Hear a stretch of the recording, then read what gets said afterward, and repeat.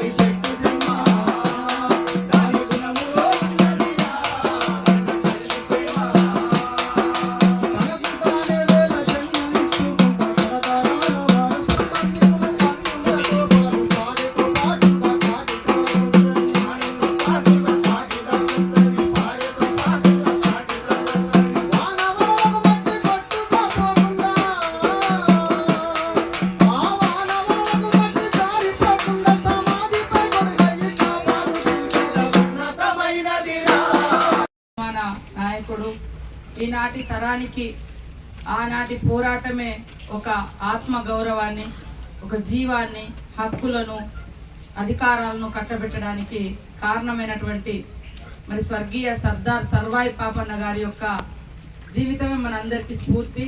ఈ సందర్భంగా వారి జన్మదినాన్ని పురస్కరించుకొని రాష్ట్ర ప్రభుత్వం మొట్టమొదటిసారి రాష్ట్ర వ్యాప్తంగా అధికారికంగా గౌరవశ్రీ స్వర్గీయ సర్దార్ సర్వాయి పాపన్న గారి యొక్క 374వ జయంతి ఉత్సవాలను నిర్వహించడం చాలా సంతోషదాయకం. ఎందుకంటే ఇలా ప్రజల కోసం, ఉమ్మడి హక్కుల కోసం, సమాజం కోసం పనిచేసి మార్పుకు కారణమైనటువంటి వాళ్ళను మనం ఎప్పుడూ కూడా గుండెల్లో పెట్టుకోవాలి.